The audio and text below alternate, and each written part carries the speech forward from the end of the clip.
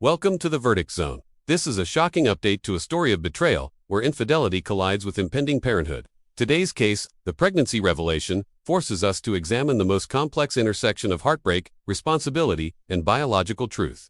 This isn't just about cheating.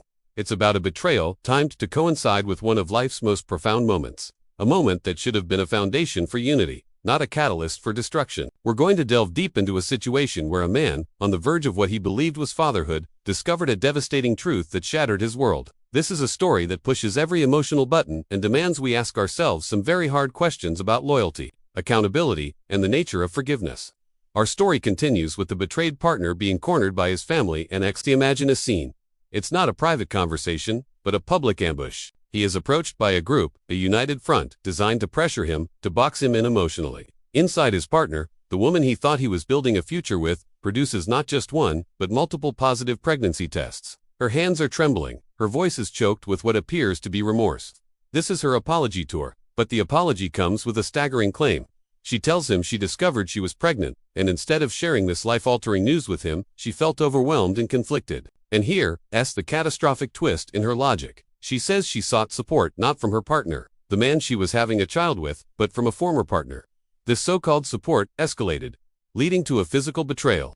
As if the confession wasn't enough, she presents not only the pregnancy tests as evidence of her situation, but also a phone, a device full of ongoing, secret communication with the other man. The betrayal wasn't a one-time mistake, fueled by panic. It was a sustained deception. For the next several minutes, we will dissect this devastating scenario. Let's start by analyzing her claimed motivation. Using a pregnancy as a catalyst for infidelity adds a profound and almost unthinkable layer of hurt. Think about the timeline she presented. She finds out she's pregnant, she panics, she contacts her ex, which leads to physical betrayal, and then he discovers everything. This logic chain is fundamentally broken. A pregnancy is a shared journey. The moment of discovery should be a sacred space for a couple. To use that moment as a justification for seeking comfort in the arms of another is a manipulation of the highest order.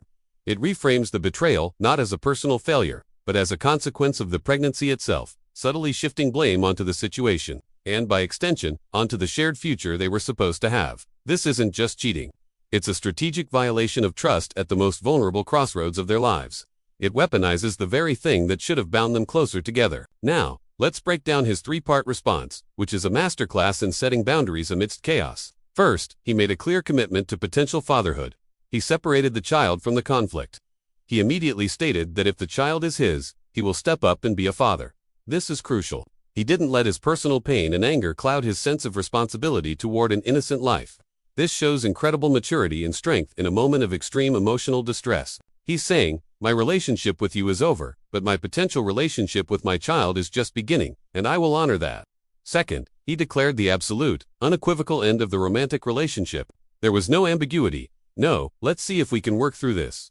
He recognized that the trust was not just broken, but annihilated. The foundation of their partnership was built on a lie so profound that repair was impossible. This decision, while painful, is a vital act of self-preservation. Staying in a relationship where the trust has been so fundamentally violated, especially with the added complexity of a child, would be a recipe for a lifetime of misery and resentment. He drew a line in the sand, protecting his own mental and emotional well-being from further damage. He refused to be manipulated into a for the sake of the child reconciliation built on a toxic foundation. Third, and most critically, he made a non-negotiable demand for a paternity test before making any legal or emotional commitments beyond his initial promise. This is not about cruelty. It's about clarity and truth. Given the circumstances of the betrayal, doubt is not just reasonable. It's necessary. He cannot move forward. He cannot sign a birth certificate. He cannot fully embrace the role of father without knowing for certain that he is the biological parent. This demand cuts through all the emotional noise and gets to the core biological fact. It protects him legally, financially, and emotionally from a potential lifetime of entanglement based on a lie. It's a boundary that says, I will be a father if this is my child, but I will not be a fool. To help us understand the complexities here, we've brought in our experts. Relationship therapist Dr. Anya Sharma explains that what we're seeing is a form of trauma bonding and emotional manipulation.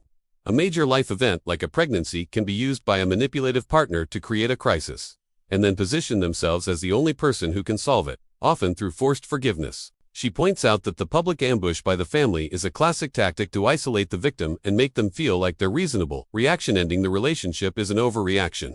It's a power play designed to guilt him into compliance. The betrayal itself, she argues, might stem from a deep-seated fear of commitment, where the cheater sabotages the relationship right as it's about to become more permanent. On the legal side, family law attorney James Corbin emphasizes that the demand for a paternity test is the single most important step this man could take. He explains that signing a birth certificate without establishing paternity creates a legal presumption of fatherhood that is incredibly difficult and expensive to undo. It legally obligates him to child support and grants him custody rights, all based on a potential falsehood. Corbin states, his boundaries, while they may seem severe to an outsider, are not just a form of self-protection. They are a legal necessity. In a situation designed to force forgiveness and immediate commitment, his calm, logical approach is the only way to safeguard his future. The law requires facts, not just emotional pleas. Establishing the biological truth is the foundational step before any legal rights or responsibilities can be assigned. This extreme case forces a difficult question, a moral judgment we must all ponder.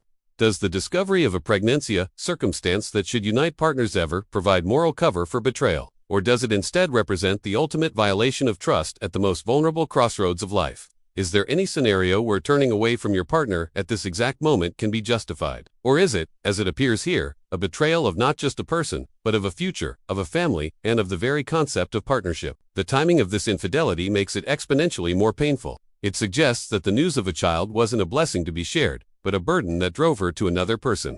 This isn't just a lapse in judgment. It's a fundamental statement about her character and her view of their relationship.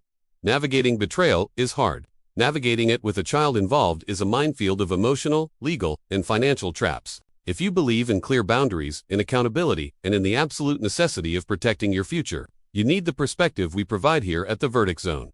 We deliver the verdicts on life's most consequential crises, giving you the tools to think clearly when emotions are running high. Arm yourself with clarity. Subscribe and hit that notification bell so you never miss a deep dive into these critical life moments. Thank you for joining us. Subscribe now.